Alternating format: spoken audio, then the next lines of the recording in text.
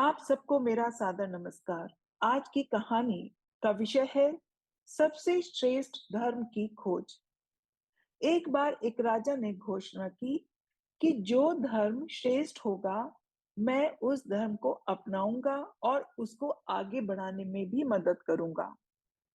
अब उनके पास कई विद्वान आए, जितने भी विद्वान आए, सबने ऐसे ही किया। अपने धर्म को श्रेष्ठ बताया और दूसरे के धर्म को दोषपूर्ण। अब इससे तय नहीं हो पाया कि आखिर कौन सा धर्म है जो राजा अपनाएंगे और उसको आगे बढ़ाएंगे। अब राजा बहुत दुखी हुआ क्योंकि निर्णय हो ही नहीं पाया कि कौन सा धर्म श्रेष्ठ है। लेकिन उन्होंने अपनी खोज समाप्त नहीं की। वर्ष बीत गए और राजा अब बूढ़ा होने लगा। अधर्म का जीवन उसे बहुत पीड़ा पहुंचा रहा था। अंत में वह एक साधु की शरण में गया और राजा ने उनसे अपनी समस्या का हल पूछा। राजा ने कहा, हे साधु महाराज, मैं सर्वश्रेष्ठ धर्म की खोज में हूँ, पर अभी तक वो मुझे नहीं मिला। कृपया आप ही कुछ मेरा मार्गदर्शन करें और मुझे बताएं कि सर्वश्रेष्ठ धर्म कौन सा है। साधु को बड़ा आश्चर्य हुआ। उन्होंने बड़े अचंभे से पूछा, सर्वश्रेष्ठ धर्म? क्या संसार में बहुत से धर्म होते हैं जो श्रेष्ठ या अश्रेष्ठ की बात उठे? धर्म तो केवल एक ही है। अहंकार बेशक अनेक हो सकते हैं, पर धर्म तो वही होता है जिसे धारण किया जाए। जहां व्यक्ति बिल्कुल निष्पक्ष होता है, क्योंकि पक्षपाती मन में धर्म हो ही नहीं सकता, वहां तो अहंकार ही होगा। राजा ने साधु की बातों से प्रभावित होकर पूछा, तो अब आप ही बताइए, मैं क्या करूं? आप मुझे कुछ उपयुक्त मार्ग बताएं। साधु नदी की दिशा में जा रहे थे। उन्होंने कहा, राजन, तुम भी मेरे साथ नदी के किनारे चलो, वहीं आराम से इस समस्या को सुलझाएंगे।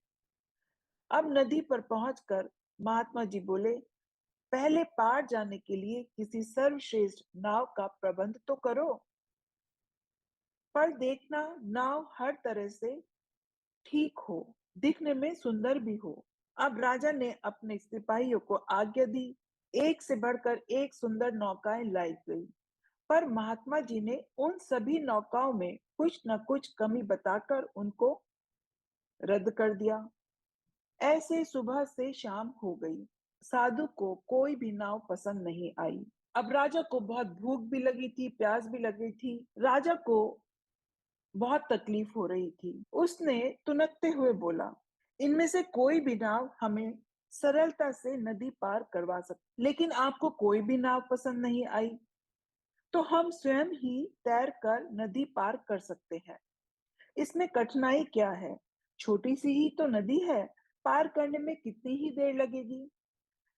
उनकी ये बात सुनकर साधु खिलखिलाकर हंस दिए और बोले, यही तो मैं आपके मुंह से सुनना चाहता था। भला धर्म की भी कोई नाव होती है? वह हदों से नहीं बनता। धर्म खुद तैर कर पार करना होता है। राजा को अब बात पूरी तरह समझ में आ गई। धर्म के नियमों और उसके तत्वों को धारण करना ही धर्म है। धर्म की मान्य संहिता को आचरण में लाए बिना, उसके नियमों को पालन किए बिना, केवल उसकी व्याख्या या तर्क वितर्क से किसी भी महत्व के किनारे तक नहीं पहुंच सकते, क्योंकि जब तक व्यवहारिक रूप से धर्म के तथ्यों को धारण ना किया जाए, सदाचरण के अभाव में केवल बुद्धि के बल पर कदापि कुछ प्राप्त नहीं किया जा सकता। सदैव प्रसन्न रहिए, जो प्राप्त है वही पर्याप्त है। आप सबको मेरा सादर नमस्कार।